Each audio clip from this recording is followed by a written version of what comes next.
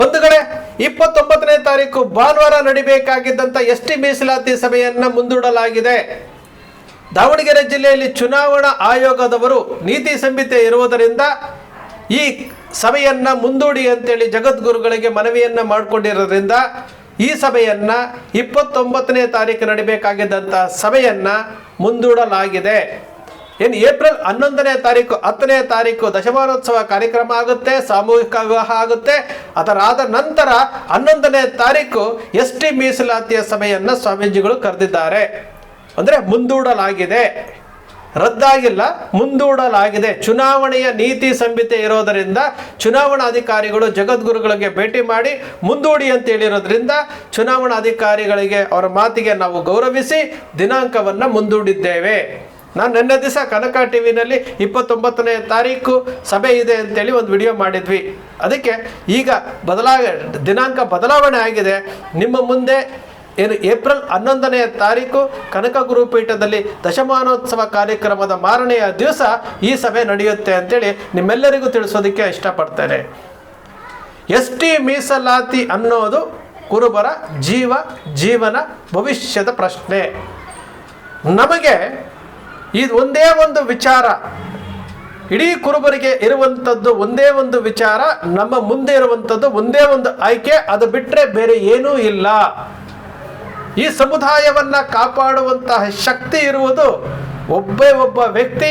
ಇಡೀ ಕರ್ನಾಟಕದಲ್ಲಿರುವಂಥ ಅಷ್ಟೂ ಕುರುಬರಿಗೆ ನಮಗೆ ಬೆಳಕಾಗಿ ಕಾಣ್ತಾ ಇರುವುದು ಒಬ್ಬರೇ ಒಬ್ಬರು, ಅದು ಜಗದ್ಗುರು ನಿರಂಜನಾನಂದಪುರಿ ಸ್ವಾಮೀಜಿಗಳು ಮಾತ್ರ, ಕನಕ ಗುರುಪೀಠದ ಶಾಖಾ ಮಠಗಳು ಮಾತ್ರ. ನಾವು ಯಾವುದನ್ನು ಗಳಿಸ್ಬೇಕಾಗಿತ್ತೋ, ಯಾವಾಗ ಅದನ್ನು ಪಡಿಬೇಕಾಗಿತ್ತೋ, ಬಾಯಿಗೆ ಬಂದದ್ದನ್ನು ಉಗುಳಿಕೊಂಡಂತಹ ನಾವುಗಳು ಇವತ್ತು ಪರಿತಪ್ಪಿಸ್ತಾ ಇದ್ದೇವೆ. ಈ ವಿಚಾರವಾಗಿ 1,000 ಸಾರಿ ಯೋಚನೆ ಮಾಡಬೇಕು. ನೀವು 1,000 ಸಾರಿ ನೀವು ಯೋಚನೆ ಮಾಡಬೇಕು. ಯಾಕೆ ತಪ್ಪಿತು, ಎಲ್ಲಿ ತಪ್ಪಿತು, ಯಾರಿದ್ರಿಂದ ನಿಂತ್ಕೊಂಡು ಕೆಲಸ ಮಾಡ್ತಾ ಇದ್ದಾರೆ. ಈ 8-10 ವರ್ಷದಿಂದ 2015ರಿಂದ ಎಷ್ಟು ಶ್ರಮಪಟ್ಟು ಈ ಲೆವೆಲ್ ತಗೊಂಡು ಬಂದಿದ್ದಾರೆ. ಎಲ್ಲದರ ಬಗ್ಗೆ ಪ್ರತಿಯೊಬ್ಬ ಕುರುಬನೂ ಸಹ ಇದರ ಬಗ್ಗೆ ಯೋಚನೆ ಮಾಡಬೇಕು.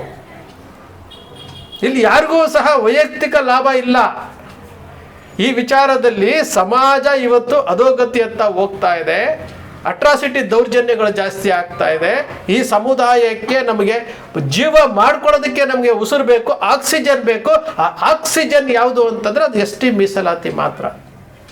ವಿರೋಧಿಸ್ತಾರೆ ಕುರುಬ ಸಮುದಾಯ. ಎಸ್ಟಿ ಮೀಸಲಾತಿ ಒಳಗಡೆ ಬಂದ್ಬಿಟ್ರೆ ನಮಗೆ ಸಮಸ್ಯೆ ಆಗುತ್ತೆ ಅಂತೇಳಿ ವಿರೋಧಿಸ್ತಾರೆ, ಬಹಿರಂಗವಾಗಿ ವಿರೋಧಿಸ್ತಾರೆ. ಡಿಸಿಗಳಿಗೆ ಮನವಿ ಕೊಡ್ತಾರೆ, ಒತ್ತಡ ಏರ್ತಾರೆ, ವಿಡಿಯೋಗಳನ್ನು ಮಾಡ್ತಾರೆ, ಎಲ್ಲವನ್ನೂ ಮಾಡ್ತಾರೆ. ಅದು ಅವರವರ ಜಾತಿಯ ಮೇಲಿನ ಬದ್ಧತೆ, ಅವರ ಜಾತಿಯ ಮೇಲಿನ ಪ್ರೀತಿ, ಅವರ ಜಾತಿ ಅವರಿಗೆ ಮುಖ್ಯ ಆಗುತ್ತೆ. ಅದೇ ರೀತಿ ನಮಗೂ ಸಹ ನಮ್ಮ ಜಾತಿಯೂ ಸಹ ಮುಖ್ಯ ಆಗುತ್ತಲ್ವಾ.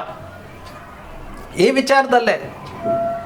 ವಿಚಾರದಲ್ಲಿಯೇ ನಾವು ಪ್ರತಿ ಬಾರಿಯೂ ಸಮಾಜದ ಮುಂದೆ ಹೇಳ್ತಾ ಇರುವಂತಹ ವಿಚಾರ, ಇದರಲ್ಲಿ ರಾಜಕೀಯ ಇಲ್ಲ, ಇದರಲ್ಲಿ ಯಾರದೇ ವೈಯಕ್ತಿಕ ಹಿತಾಸಕ್ತಿ ಇಲ್ಲ. ಇಲ್ಲಿ ಆಗಿರುವಂತಹ ಅನ್ಯಾಯ, ಆಗಿರುವಂತಹ ತಪ್ಪುಗಳನ್ನು ಸರಿಪಡಿಸ್ಕೊಂಡು ಈ ಲೆವೆಲ್ಗೆ ತಗೊಂಡು ಬಂದಿದ್ದಾರೆ. ಮುಂದೆ ಗುರಿ ಇದೆ, ಎಸ್ಟಿ ಮೀಸಲಾತಿಯ ಗುರಿ ಇದೆ, ಹಿಂದೆ ಗುರುಗಳಿದ್ದಾರೆ, ಗುರುಗಳ ಹಿಂದೆ ನಾವಿರಬೇಕು. ಇವತ್ತು ಕೇಂದ್ರ ಸರ್ಕಾರದಲ್ಲಿ ಇರುವಂಥದ್ದು ಭಾರತೀಯ ಜನತಾ ಪಕ್ಷದ ನೇತೃತ್ವದ ಸರ್ಕಾರ. ಎಲ್ಲ ರಾಜಕೀಯ ಪಕ್ಷಗಳಿಗೂ ಮುಖ್ಯವಾಗಿ ಬೇಕಾಗಿರುವುದು ಅವರಿಗೆ ಆಕ್ಸಿಜನ್ ಇರುವಂಥದ್ದು ಓಟಿನ ಲಾಭ ಇದ್ದರೆ ಮಾತ್ರ ಎಲ್ಲ ರಾಜಕೀಯ ಪಕ್ಷಗಳು ಏನಾದರೂ ಮಾಡ್ತವೆ. ಇಲ್ಲ ಅಂತಂದರೆ ಉತ್ತರ ಭಾರತದಲ್ಲಿ ನಡೆದಂತಹ ಮೀನಾ, ಗುಜ್ಜಾರು ಮತ್ತು ಯಾವುದೋ ಪಾಟಿದಾರ ಹೋರಾಟಗಳು ಇವೆಲ್ಲವೂ ಸಹ ನಿಂತ ನೀರಾಗಿರುವಂಥದ್ದು. ಪಕ್ಕದ ಮಹಾರಾಷ್ಟ್ರದಲ್ಲಿ ಧನಗಾರ ಸಮುದಾಯದವರು ವರ್ಷಗಳ ಕಾಲದಿಂದಲೂ ಹೋರಾಟ ಮಾಡ್ತಾ ಇದ್ದಾರೆ ಎಸ್ಟಿ ಮೀಸಲಾತಿಗಾಗಿ. ವರ್ಷಗಳ ಕಾಲದಿಂದಲೂ. ನಮ್ಮ ಕರ್ನಾಟಕದಲ್ಲಿ ನಮ್ಮ ಪುಣ್ಯವೋ ಏನೋ ಗೊತ್ತಿಲ್ಲ, ನಾವೇನು ಪ್ರಾರಂಭ ಮಾಡಿದ್ವಿ, ಮತ್ತೆ 25 ವರ್ಷಗಳ ನಂತರ ಮತ್ತೆ ಪ್ರಾರಂಭ ಮಾಡಿದ್ವಿ. ಜಗದ್ಗುರುಗಳ ಮಾರ್ಗದರ್ಶನದಲ್ಲಿ ಏನು ಪ್ರಾರಂಭ ಮಾಡಿದ್ವಿ.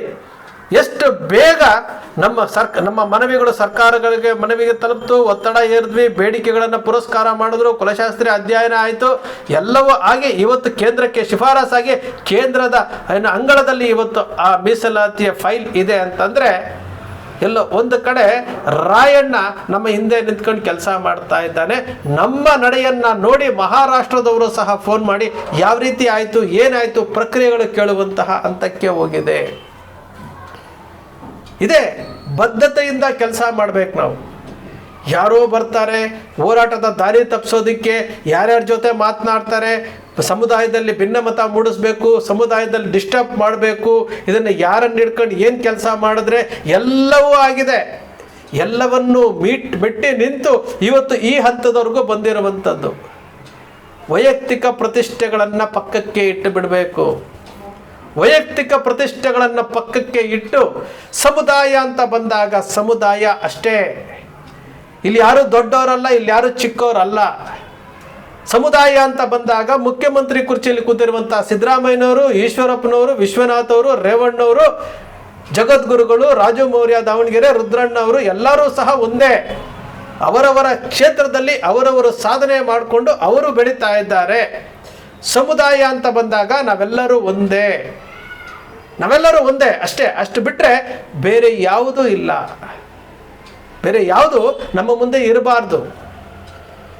ಸೈದ್ಧಾಂತಿಕವಾಗಿ ನೀವು ಏನಾದರೂ ಮಾತಾಡ್ಕೊಳ್ಳಿ, ರಾಜಕೀಯವಾಗಿ ನೀವು ಏನಾದರೂ ಮಾಡ್ಕೊಳ್ಳಿ, ಆದರೆ ಸಮಾಜ ಅಂತ ಬಂದಾಗ ನಾವು ಒಂದೇ. ಸಮಾಜ ಇವತ್ತು ಯಾವ ಸ್ಥಿತಿನಲ್ಲಿದೆ ಭಾಳಷ್ಟು ವಿಡಿಯೋಗಳಲ್ಲಿ ನಾನು ಹೇಳಿದ್ದೇನೆ.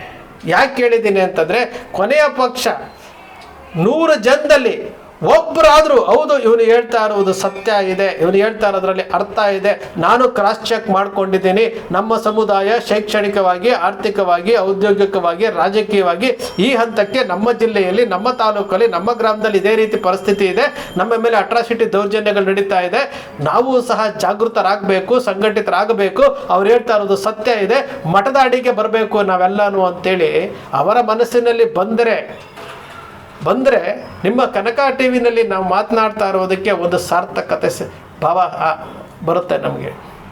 ನಮ್ಮ ಉದ್ದೇಶ ಇಷ್ಟೇ. ಏನೂ ಇಲ್ಲದಂತಹ ಸಮುದಾಯ, ದಾರಿಯೇ ಇಲ್ಲದಂತಹ ಸಮುದಾಯ, ಮಾರ್ಗದರ್ಶಿಗಳೇ ಇಲ್ಲದಂತಹ ಸಮುದಾಯ, ಕುರುಬನಿಲ್ಲದ ಕುರಿಗಳ ಮಂದೆನಲ್ಲಿ ಇವತ್ತು ನಮಗೆ ಕಾಣ್ತಾ ಇರುವಂಥದ್ದು ಜಗದ್ಗುರುಗಳು ಒಬ್ಬರೇ. ಅವರು ಎಷ್ಟು ಒತ್ತಡಗಳು, ಎಷ್ಟು ಮಾನಸಿಕ ಹಿಂಸೆಗಳು ಎಲ್ಲವನ್ನ ಮೆಟ್ಟಿ ನಿಂತು ಇವತ್ತು ಕುರುಬರಿಗೆ ಎಷ್ಟೇ ಮೀಸಲಾತಿ ಒಂದು ಕೊಡಿಸ್ಬಿಟ್ರೆ ಸಾಕಪ್ಪ, ನಾವು ಸಮುದಾಯ ಬದುಕೊಳ್ಳುತ್ತೆ, ನಮ್ಮ ಸಮುದಾಯ ಅಟ್ರಾಸಿಟಿ ದೌರ್ಜನ್ಯದಿಂದ ಬದುಕೊಳ್ಳುತ್ತೆ, ಶೈಕ್ಷಣಿಕವಾಗಿ, ಆರ್ಥಿಕವಾಗಿ, ಔದ್ಯೋಗಿಕವಾಗಿ, ರಾಜಕೀಯದಲ್ಲೇ ನಮ್ಮವರು MLA ಆಗ್ತಾರೆ, MP ಆಗ್ತಾರೆ, ಯಾರ ಮುಂದೆ ಕೈಯೊಡ್ಡ ಪರಿಸ್ಥಿತಿ ಇರೋದಿಲ್ಲ ಅನ್ನೋ ಒಂದು ವಿಚಾರವನ್ನು ಇಟ್ಕೊಂಡು ಸ್ವಾಮೀಜಿಯವರು, ರುದ್ರಣ್ಣ ಗುಳುಗುಳಿಯವರು ಇವರೆಲ್ಲ ಕೂತ್ಕೊಂಡು ಚರ್ಚೆ ಮಾಡಿ ಈ ಹಂತಕ್ಕೆ ತೆಗೆದುಕೊಂಡು ಬಂದಿದ್ದಾರೆ. ಇದೇ ವಾಸ್ತವ ಸತ್ಯ. ಇದರಲ್ಲಿ ಯಾವುದೋ ಹಿಡನ್ ಅಜೆಂಡಾಗಳು, ಮುಚ್ಚುಮರೆ ಎಂಥದೂ ಇಲ್ಲ. ನಾವು ಚಾಣಕ್ಯತನದಿಂದ ಕೆಲಸ ಮಾಡಬೇಕು. ಯಾವ ರೀತಿ ಉಗ್ರಪ್ಪ, ವೀರಣ್ಣವ್ರು ಇಬ್ಬರೇ ಸೇರಿಕೊಂಡು ವಾಲ್ಮೀಕಿ ಸಮುದಾಯವನ್ನು, ಯಾವುದೋ ರಾಜ್ಯದಲ್ಲಿರುವಂತಹ ನಾಯ್ಕಡ ಸಮುದಾಯವನ್ನು ನಮ್ಮದೇ ಸಮಾನಾರ್ಥ ಪದ ಅಂತ ಮಾಡಿಕೊಂಡು ಯಾವ ರೀತಿ ಗಳಿಸ್ಕೊಂಡ್ರೋ ಅದೇ ರೀತಿ ನಮ್ಮ ರಾಜ್ಯದಲ್ಲೇ ಇರುವಂತಹ ಕ್ರಮ ಸಂಖ್ಯೆ 28ರಲ್ಲಿರುವಂತಹ ಕುರುಬ, ಕುರುಮನ್ಸು, ಕಾಟುನಾಯಕನ್ನು, ಜೇನು ಕುರುಬ, ಕಾಡು ಕುರುಬ, ಬೆಟ್ಟ ಕುರುಬ, ಗೊಂಡ ಇವೆಲ್ಲವೂ ಸಹ ರಾಜ್ಯದಲ್ಲೇ ಇದೆ. ಇದನ್ನಾದರೂ ಪರಿಗಣಿಸಿ, ಕುಲಶಾಸ್ತ್ರೀಯ ಅಧ್ಯಯನದಲ್ಲಿರುವಂಥದ್ದನ್ನು ಪರಿಗಣಿಸಿ, ನಮ್ಮ ಸಮುದಾಯಕ್ಕೆ ಆಗಿರುವಂಥ ಅನ್ಯಾಯವನ್ನು ಸರಿಪಡಿಸಿ ಅಂತೇಳಿ ಕೇಂದ್ರ ಸರ್ಕಾರದ ಮುಂದೆ ಜಗದ್ಗುರುಗಳ ತಂಡ ಇವತ್ತು ಮನವಿಯನ್ನು ಮಾಡಿಕೊಳ್ತಾ ಇದೆ. ಪ್ರಯತ್ನಗಳು ಸಾಗಬೇಕು. ಇದೇ 29ನೇ ತಾರೀಕು ನಡಿಬೇಕಾಗಿದ್ದಂತಹ ಸಭೆಯನ್ನು ಏನು ಏಪ್ರಿಲ್ ತಿಂಗಳ 11ನೇ ತಾರೀಕು ಅದೇ ಬೆಳ್ಳೂಡಿ ಶಾಖಾ ಮಠದಲ್ಲಿ ಕಾರ್ಯಕ್ರಮವನ್ನು ಮುಂದೂಡಲಾಗಿದೆ. ಕಾರಣ ಚುನಾವಣೆ ನಡೀತಾ ಇರೋದರಿಂದ, ದಾವಣಗೆರೆ ದಕ್ಷಿಣ ವಿಧಾನಸಭಾ ಕ್ಷೇತ್ರದ ಚುನಾವಣೆ ನಡೀತಾ ಇರೋದರಿಂದ, ನೀತಿ ಸಂಹಿತೆ ಇರೋದರಿಂದ ಚುನಾವಣಾಧಿಕಾರಿಗಳು ಏನು ಸಭೆಯನ್ನು ಮುಂದೂಡೋದಕ್ಕೆ ಏನು ಮಾಹಿತಿಯನ್ನು ಕೊಟ್ಟಿರೋದ್ರಿಂದ ಈ ವಿಚಾರವನ್ನು ಸಮುದಾಯದ ಮುಂದೆ ಹೇಳೋದಕ್ಕೆ ನಾವು ಶ್ರೀ ಕನಕ ಟಿವಿಯ ಮೂಲಕ ನಿಮ್ಮ ಗಮನಕ್ಕೆ ತಗೊಂಡು ಬರ್ತಾ ಇದ್ದೀವಿ. ಕನಕ ಟಿವಿ ಸೃಷ್ಟಿ ಮಾಡೋದಿಲ್ಲ, ಕಲ್ಪನೆ ಮಾಡೋದಿಲ್ಲ, ವಾಸ್ತವದ ವಿಚಾರವನ್ನು ವಿಶ್ಲೇಷಣೆ ಮಾಡುತ್ತೆ. ಕನಕ ಟಿವಿಯ ವಿಶ್ಲೇಷಣೆ ನಿಮ್ಗೆ ಇಷ್ಟ ಆಯಿತು ಅಂದರೆ ಸಬ್ಸ್ಕ್ರೈಬ್ ಆಗಲಿಲ್ಲ ಅಂದರೆ ಸಬ್ಸ್ಕ್ರೈಬ್ ಮಾಡ್ಕೊಳ್ಳಿ. ಪಕ್ಕದಲ್ಲಿ ಕಾಣುವಂಥ ಬೆಲ್ ಐಕಾನ್ ಪ್ರೆಸ್ ಮಾಡಿ, ಶೇರ್ ಮಾಡಿ, ಪ್ರೋತ್ಸಾಹ ನೀಡಿ.